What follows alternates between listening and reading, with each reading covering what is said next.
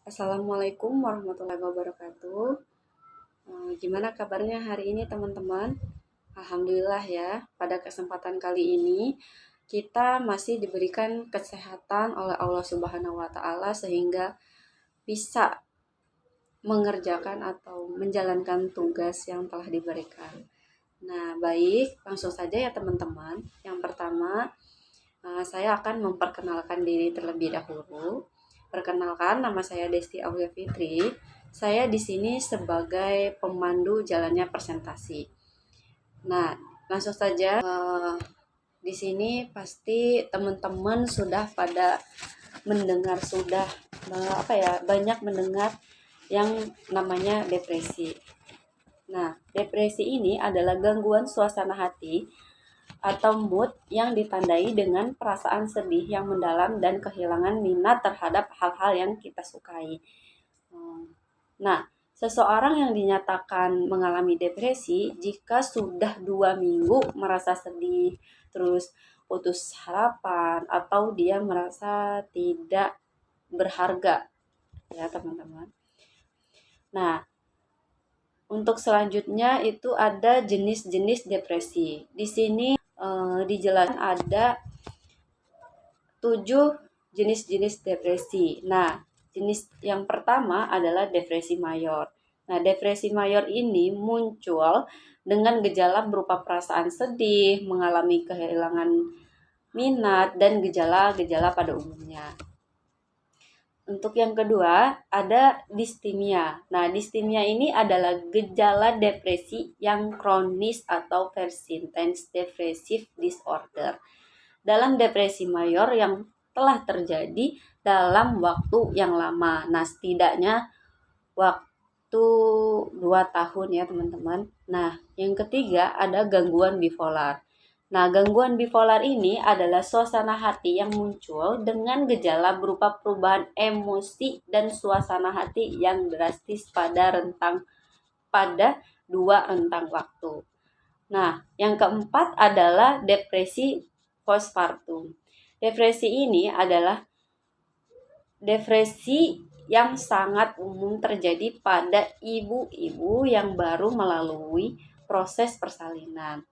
Nah, untuk yang kelima adalah menstrual dysphoric disorder atau biasa disingkat dengan PMDD.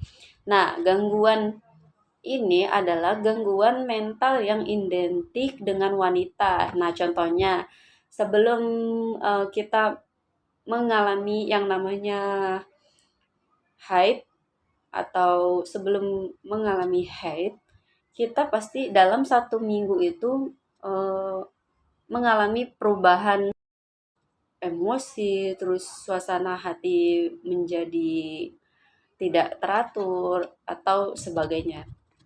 Nah, ini akan hilang ketika haidnya tiba. Nah, untuk yang keenam ada depresi artifikal. Nah, depresi ini adalah gejala yang tidak khas. Contohnya, kenaikan berat badan yang signifikan, terlalu banyak tidur, sedih yang berlebihan. Nah, untuk yang terakhir ada psychotic depression. Nah, psychotic depression ini adalah kondisi mental yang muncul pada seseorang yang mengalami depresi yang parah bersamaan dengan gejala psikotik, misalnya halusinasi dan masalah pola pikir. Nah, mungkin itu saja ya teman-teman yang dapat saya sampaikan. Nah, untuk selanjutnya akan disampaikan oleh saudari Arini Nursifa. Kepada saudari Arin, saya persilakan. Assalamualaikum warahmatullahi wabarakatuh.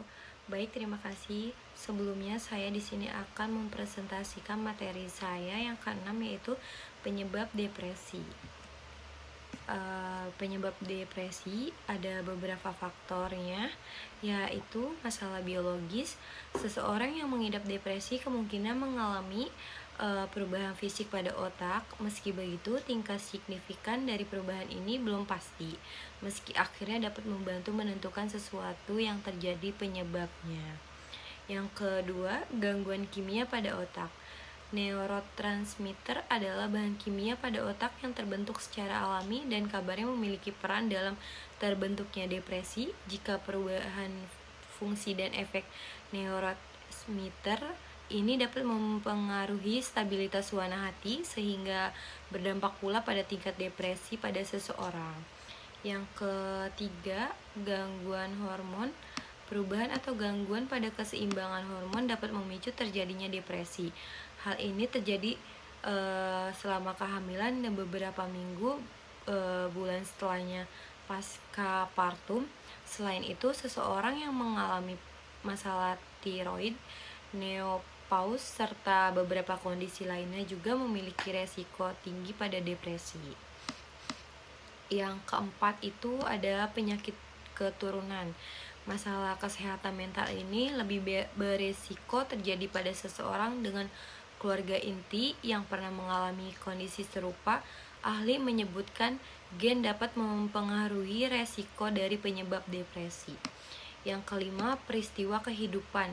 Mengalami stres, kematian orang tersayang, peristiwa yang mengecewakan atau trauma, isolasi, dan kurangnya dukungan dapat menyebabkan depresi. Yang keenam, kondisi medis. Rasa sakit dan penyakit fisik yang berkelanjutan dapat menyebabkan depresi. Pengidap penyakit kronis seperti diabetes, kanker, dan penyakit Parkinson lebih rentan mengalami depresi. Yang ketujuh itu ada obat. Beberapa obat memiliki efek samping depresi. Narkoba dan alkohol juga dapat menyebabkan depresi atau memperburuknya. Yang kedelapan, kepribadian. Seseorang yang mudah kewalahan atau mengalami kesulitan dan mengatasi situasi tertentu lebih rentan terhadap depresi. Assalamualaikum warahmatullahi wabarakatuh. Baik, terima kasih sebelumnya. Sini saya akan mempresentasikan presentasi saya, materi ke-6, yaitu ciri-ciri depresi. Di sini gejala depresi terdapat dari dua hal, yaitu kejiwaan dan fisik. Dari aspek kejiwaan, gangguan mental ini memiliki ciri sebagai berikut. Di antaranya yaitu sering menyalahkan diri sendiri karena selalu memiliki rasa bersalah. Nah, yang kedua yaitu kerap merasa rendah diri, tidak berharga, dan putus asa. Dan yang ketiga, selalu merasa khawatir dan cemas yang berlebihan. Yang keempat, memiliki suasana hati yang buruk atau sering merasa sedih berlebihan. Dan yang kelima, sensitif, mudah marah dan sering menangis. Nah, keenam, kesulitan berpikir, mengambil keputusan, dan berkonsentrasi. Yang ketujuh, menunjukkan sikap apatis pada lingkungan sekitar. Dan yang kedelapan, tidak menunjukkan kelestarian dan tidak mempunyai motivasi untuk semua hal. Dan yang terakhir, selalu memiliki untuk menyakiti diri sendiri atau melakukan percobaan bunuh diri. Nah, itu adalah ciri-ciri depresi. Selanjutnya saya akan membacakan presentasi selanjutnya, yaitu tentang pengobatan depresi. Dalam mengobati depresi, psikiater dapat melakukan psikoterapi atau terapi psikologis untuk membantu mengatasi masalah akibat depresi, memberikan obat antidepresan. Untuk mengatasi depresi, pasien menjalani perawatan di rumah sakit jika mengalami depresi yang parah. Mungkin itu saja yang bisa saya sampaikan. Baik, terima kasih kepada teman-teman semua. Mungkin itu saja yang dapat kami sampaikan. Kami akhiri. Wassalamualaikum warahmatullahi wabarakatuh. Yang Semoga keempat bermanfaat. itu ada penyakit